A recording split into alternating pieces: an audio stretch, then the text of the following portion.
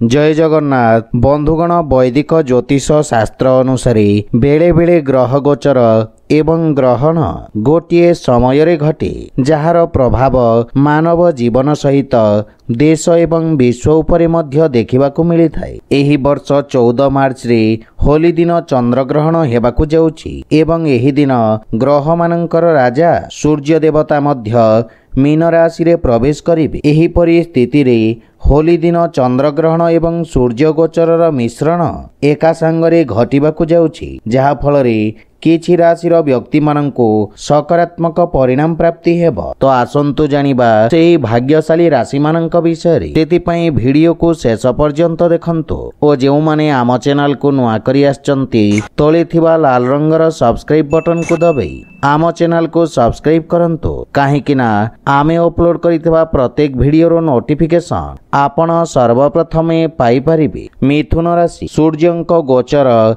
एवं चंद्रग्रहण आपणक पई लाभदायक साब्यस्त होई पारे, काहेकि ना सूर्यदेव आपणक कुंडलीरू कर्म भाव को गोचर करबाकू जाउछंती। सेथि पई एही समय व्यवसायी एवं कर्मचारी मानक पई अत्यंत शुभ साब्यस्त हेब। नूतन चाकरी पदोन्नति एवं व्यवसाय रे सफलतार संभावना रहिछि। जदि आपण विदेश रे बसवास करबाकू चाहुचंती तेबे ही समय आपणक पई बहुत शुभ हेब। एहा सहित एही समय मध्यरे आपणकर आय वृद्धि पाई पारे। एहा सहित आयर नूतन उत्स सृष्टि होई परिबो। एही समय रे व्यवसायी माने भल आर्थिक लाभ करि परिबे एवं आपण निज व्यवसायर विस्तार करिबे। वृष राशि सूर्यदेवंक गोचर एवं चंद्रग्रहण आपणक पई अनुकूल होई पारे, काहेकि ना सूर्यदेव आपणक गोचर कुंडलीर आय घरे गोचर करबाकू जाउछंती। तेणु ही समय रे आपणक आय रे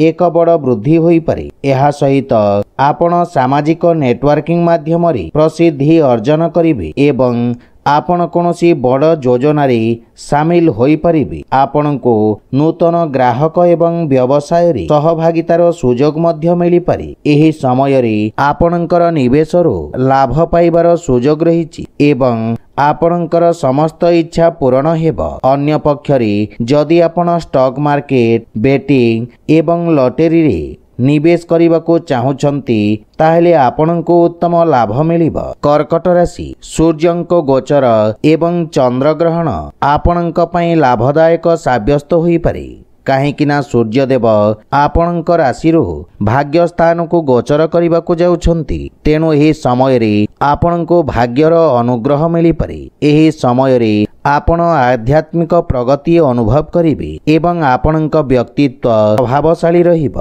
एवं एहा लोकंको आपणक आड़को आकर्षित करिब। विवाहित व्यक्ति माने वैवाहिक सुख पाइबे। एहा सहित प्रेम संपर्क आहुरी मजबूत हेब।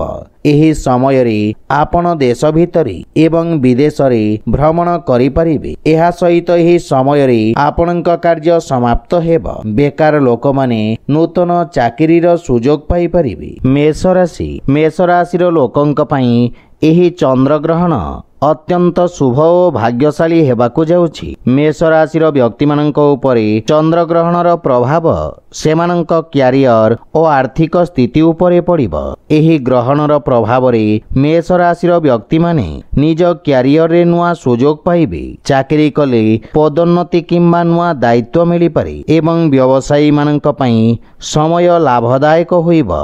व्यावसायिक संपर्क को विस्तार करिबार एक उत्तम समय। चंद्रग्रहणर प्रभाव आपणक आर्थिक स्थिति को मजबूत करिब। सिंह राशि एही चंद्रग्रहण सिंह राशि रे थिबा लोकंक पई नुआ सुजोग और सफलता आनिब।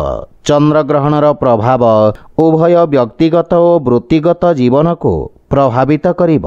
एही ग्रहणर प्रभाव सिंह राशि व्यक्तिंक आत्मविश्वास वृद्धि करिबा सहित सेमानंक लक्ष्य हासिल रे सहायक हेब। आपणकर सृजनशीलता एवं नेतृत्व दक्षता वृद्धि पाइब। समाज रे आपणको सम्मान मिलिब। सिंह राशि रे थिबा लोकंक पई एही समय आर्थिक दृष्टि बहुत लाभदायक साब्यस्त हेब। धनुराशि व्यक्ति मानक पई एही चंद्रग्रहण नुआ सुजोग ଓ ସଫଳତା ଆଣିଦେଉଛି। ଧନୁରାଶି ଉପରେ ଚନ୍ଦ୍ରଗ୍ରହଣର ପ୍ରଭାବ ଉଭୟ କ୍ୟାରିୟର ଓ ବ୍ୟକ୍ତିଗତ ଜୀବନକୁ ପ୍ରଭାବିତ କରିବ। ଧନୁରାଶିର ବ୍ୟକ୍ତିମାନଙ୍କ ପାଇଁ କ୍ୟାରିୟରରେ ଉନ୍ନତିର ସମୟ ରହିଛି। ଆପଣଙ୍କୁ ନୂତନ ଦାୟିତ୍ୱ ମିଳିପାରେ ଏବଂ ଆପଣଙ୍କ କାର୍ଯ୍ୟକୁ ପ୍ରଶଂସା କରିବେ। ଚାକିରି ଖୋଜୁଥିଲେ ଭଲ ସୁଯୋଗ ମିଳିପାରେ। ଧନୁରାଶିର ବ୍ୟକ୍ତିମାନଙ୍କ ପାଇଁ ଏହି ସମୟ ଆର୍ଥିକ ଦୃଷ୍ଟିରୁ ବହୁତ ଲାଭଦାୟକ ସାବ୍ୟସ୍ତ ହେବ। ତ ବନ୍ଧୁଗଣ, ଯଦି ଭିଡ଼ିଓଟି ଆପଣମାନଙ୍କୁ ଭଲ ଲାଗିଥାଏ ଲାଇକ୍ ସେୟାର ଓ କମେଣ୍ଟ କରି ଜଣାନ୍ତୁ ଏବଂ ଆମ ଚ୍ୟାନେଲକୁ ସବସ୍କ୍ରାଇବ୍ କରନ୍ତୁ। ଜୟ ଜଗନ୍ନାଥ।